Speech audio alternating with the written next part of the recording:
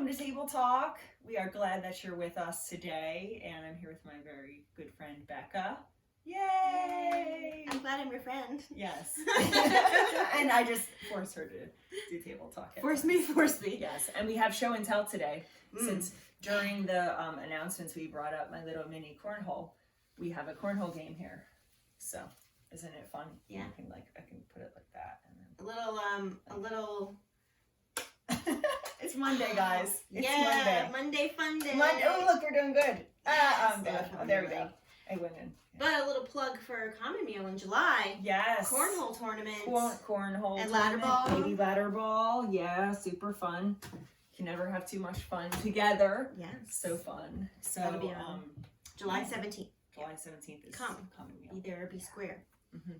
And if you're far, far away, then we'll send you something. Or we'll wish you were there. Play it with us. Nice. Yeah, your own cornhole. Yeah, there we go. Cool.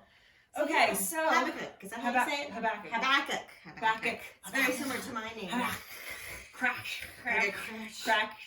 Yeah, don't even try.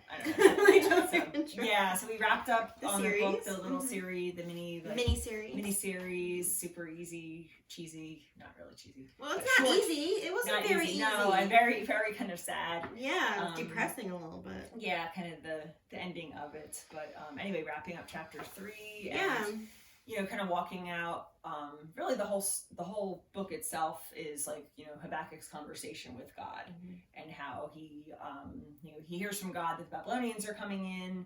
They're going to conquer his people and punish them because they've kind of gone off track, and they're kind of taking the consequences of that because they've gotten busy with other stuff. And Habakkuk's like, okay, I get the consequences part, but really, God, and it's just like how we sometimes feel the same way. It's like, well, why are certain things happening or not happening? Why does it make sense? Why doesn't God step in and do something, intervene? And just like, so he started off with those questions was like the first chapter, and then talk about like the second part of like the waiting piece, waiting on God, not taking things into our own hands. And then this kind of last chapter was talking about rejoicing anyway, worshiping anyway. I like that. You put the part about like accepting it. Well, the first one was remember what God has done. So God's been faithful. And then the second part is it's not all rainbows and butterflies. So you just accept what's happening. Right. Don't put your head in the sand. Don't put your head in the sand. But it's also more of just facing reality and then kind of either making a plan or waiting on God or whatever you have to do. And then I can't remember what the third one was, trust what he's going to do, or what he's going to do. Yeah. So trust what he's going to do. And I find that a lot of people, like we're in a community and we have people who are going through all different types of things. Yeah. So if there's people who are going through a really hard time, it's our job as a community to help them feel comfortable in whatever state they're in. So don't try to make them feel better by just saying it's going to be fine, blah blah blah. Right. Like really commiserate with them and pray with them. Yep. But worship, lament and worship with them. Yeah. But worship is I think the worship, that's the joining factor of all. Worship isn't like always jubilant. No. And that's where it's like that's the tying factor to say that you can accept reality, and even like, hey, maybe you've sinned, maybe you've done something wrong, and you have to accept the consequences. Or something bad is just happening that you can't control. Or something out of your control has happened, and just like accepting that, knowing that, hey, this is my new reality. I'm going to have to live into this. Also remembering and recalling like what God has done, that God has not abandoned me, that God is still with me. And that's why we don't go it alone.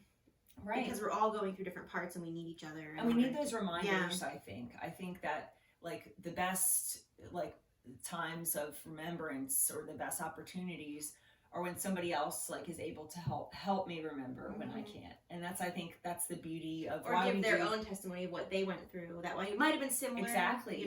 Some kind of connection there. Yeah. And that's where I think there's a richness there, because we're forgetful, and but somebody else's story or encouragement or just even them sharing, that can be that kind of point that touches you, that you realize, okay, God was faithful in my life too.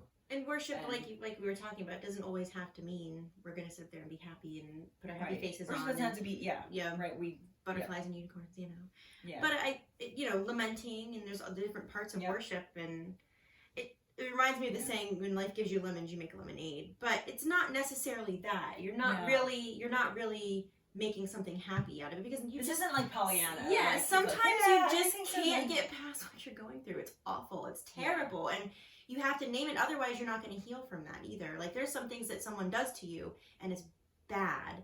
And you can't just be like, yep, it's going to be fine, you know, and then you're just going to go back and there's going to be more wounds that open later. So dealing with it and worshiping anyway, knowing that God is God, and God, what God has done, what God will do, it's, you know, it's not lemonade. Right, and that the story isn't over. Yeah. You know, that even with Habakkuk, like, he never got to see the other side after being conquered, and then exile happens, and like he never got to meet Jesus like face to face. You know what I mean? Like the fulfillment of God's other bigger promise. Most people in the Old Testament did not. They didn't. No, but he chose and it's interesting because even without that, he chose to worship anyway and say, "I will rejoice," and that the Lord, you know, He's going to take me to new heights in this way. I may not understand it. I may not fully even accept it. Like, I think that's the point, is even not even having, you don't even have to fully accept it, but I think you can continue to worship and continue to acknowledge who God is. You know, and just like, you know, looking around, especially with like the recent like Supreme Court decision that was made, and I know we have people all across the board and spectrum on reactions and stories and backgrounds. I think even in the midst of that, like is that two things of, you know, keeping our focus on the people that God has called us to be, right? You know, not worrying about like what's going on and what the world, you know, is it going to like we need to know what's going on. Yeah, and is it going to hell in the handbasket and everything's corrupt, or we put our head in the sand and we just deny it? Yeah, I don't pay attention to politics or anything. Right, I just ignore it. Right, and I just watch the Hallmark movies all the time. But yeah, so there is like you know, there is that, even with like the message, like, you know, there is that reality and stuff. But then it comes back to, well, what are we going to do about it? Yeah. Like, are we going to continue to worship anyway? And are we going to continue to be people of grace, regardless of what somebody's background is, what their needs are? I mean, I look at, like, that's what Jesus called the early church to do. Right. Is to, you know, that's what they were known for, was for their love. So the love one another thing we have to take seriously. And I think, and, you know, that's a call to you, regardless of where you stand on this. It's just that we're people of grace, and that we extend love to one another, and that's what we're known for, not for to say, okay, I'm against this, or I've chosen a position. Reminds me of your question number 3 in the doggy bag in the worship guide. Name a time when God gave you hope through something He did in the life of another person. Yeah. How is hope contagious? I think that goes hand in hand with Christians being loving and extending grace. I think that hope that we have, the ultimate hope we have, in, you know, seeing Jesus again, and it's contagious. So if we do it right, if we remain in unity and be a community despite what's going on in the world around us, it's not going to be rainbows and butterflies in a Hallmark movie. But that hope still, that's what keeps bringing us back. That community, that hope, that love.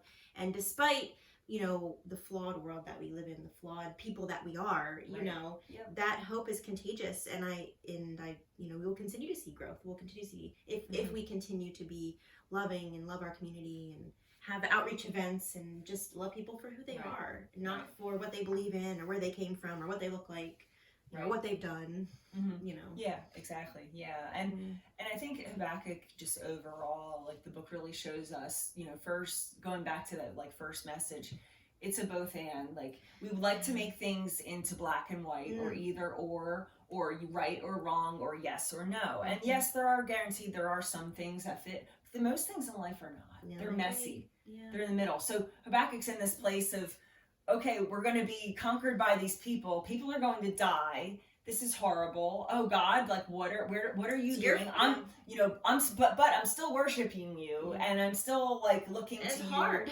Like, it's this messy middle area. And I think, if anything, that shows like the power of faith and the power of hope, and clinging to that, and saying, okay, like, even in this place, like, I recognize, like, I'm not going to have all things figured out, like, or all my questions answered, or be able to say, hey, this is what should happen, or this is what shouldn't happen.